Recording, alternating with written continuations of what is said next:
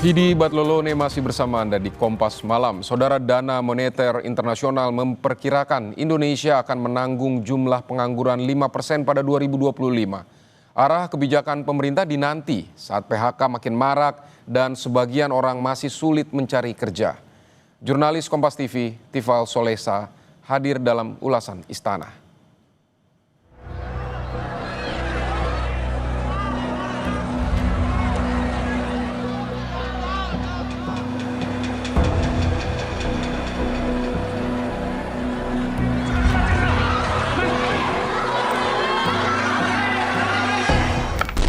Saat sebagian orang bisa mengais rezeki lewat ragam pekerjaan, tapi tidak berlaku untuk sebagian lainnya. Ada yang sulit mendapatkan pekerjaan meski telah berjuang, ada pula yang tak beruntung mempertahankan kerja karena PHK. Akankah negara bisa memastikan lapangan kerja untuk semua demi pertumbuhan ekonomi yang diidam-idamkan? Saya Tifal Solesa, saja ulasan Istana. Pekerjaan layak jadi salah satu perhatian Presiden Prabowo Subianto saat menyampaikan pidato perdana usai mengucap sumpah di hadapan MPR RI 20 Oktober 2024. Saat rangkaian kampanye pemilu 2024, Prabowo Gibran menjanjikan 19 juta lapangan kerja selama menjabat.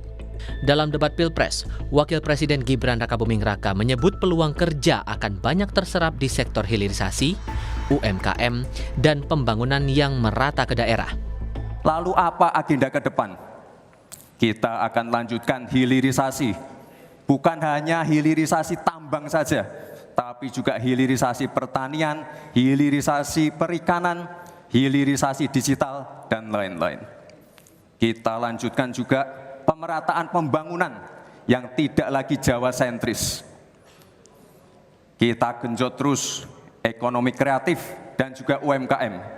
Kita punya 64 juta UMKM yang menyumbangkan 61% untuk PDB kita. Jika 4 langkah tadi bisa kita penuhi, insya Allah akan terbuka 19 juta lapangan pekerjaan. Kenyataannya, cari pekerjaan masih sulit meski pemerintah mendorong pembukaan bursa kerja atau job fair di banyak daerah. Angka pemutusan hubungan kerja di banyak sektor terus muncul dalam 7 bulan masa pemerintahan Kabinet Merah Putih. Badan Pusat Statistik mencatat per Februari 2025, angka pengangguran Indonesia sebesar 4,76%, setara 7,28 juta angkatan kerja. Meski persentase turun ketimbang periode Februari 2024, namun total jumlah penganggur naik tipis. Pada Februari 2024, terdapat 7,28 juta penganggur atau setara dengan tingkat pengangguran terbuka sebesar 4,76%. Angka ini lebih rendah jika dibandingkan Februari 2024 yang sebesar 4,82%.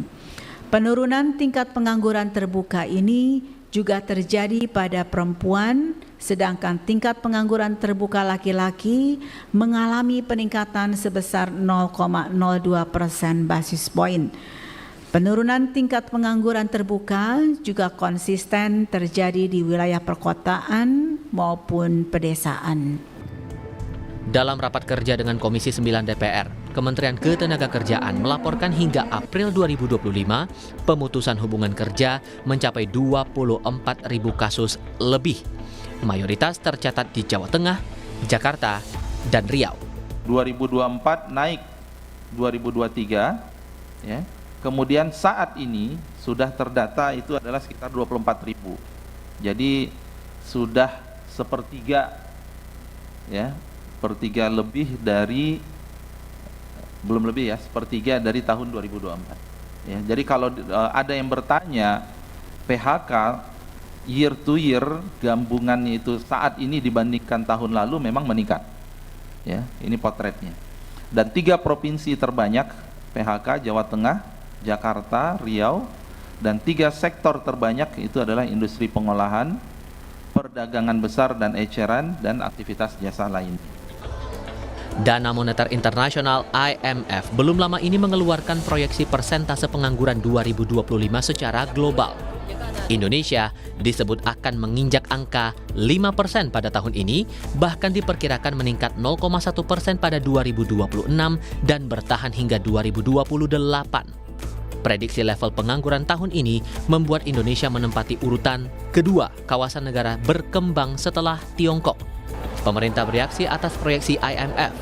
Menteri Ketenagakerjaan Yasirli menganggap prediksi itu sebagai peringatan. Proyeksi, prediksi itu boleh saja ya, itu menjadi sesuatu masukan, alarm buat kita. Tapi yang jelas yang kita lakukan sekarang adalah kita harus proaktif untuk orkestrasi setiap kementerian teknis, kemudian peluang-peluang lowongan pekerjaan itu di mana.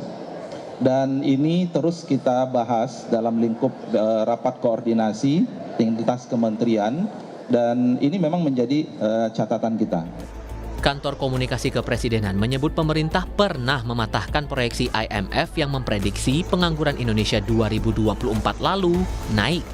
Walau begitu, data akan menjadi masukan bagi pemerintah. Kalau menurut data dari BPS terbaru, angka pengangguran terbuka justru turun. Ya, bulan ini, sampai bulan ini justru angka pengangguran terbuka itu turun dari 4,8 ke 4,7, 4,82 ke 4,76. Itu artinya angka pengangguran, orang-orang yang benar-benar nganggur ini, itu turun. Angka pekerja penuh waktu, kayak kalian ini, pekerja penuh waktu itu naik. Angka pekerja penuh waktu itu naik dari 65,6 jadi 66,2, hampir 1%. Di mata peneliti ekonomi, proyeksi IMF bisa mencapai 5% atau lebih jika pemerintah tidak merealokasi APBN ke sektor-sektor yang terbukti memberi daya ungkit ekonomi, yakni pariwisata dan infrastruktur. Menurutnya, kedua sektor itu terbukti mendongkrak ekspansi bisnis hingga menciptakan lapangan kerja baru. Ia turut meminta pemerintah mempertimbangkan ulang kebijakan efisiensi anggaran. Uang itu nggak dialokasikan ke sesuatu yang proven, gitu. Yaitu sektor pariwisata lewat tadi kan meeting, anggaran-anggaran untuk meeting, untuk infrastruktur itu dinaikkan lagi, gitu loh. Nah, kemudian masalah MBG. Kalau MBG itu mendorong sektor pertanian, itu iya. Cuma multiplier dari sektor pertanian dibandingkan sektor pariwisata itu kan juga berbeda, gitu kan? Dibandingkan dengan sektor pariwisata dan dengan sektor-sektor yang terdorong karena adanya infrastruktur. Gejolak ekonomi yang kerap muncul tidak boleh menjadi alasan bagi pemangku kepentingan menjamin lapangan kerja untuk semua.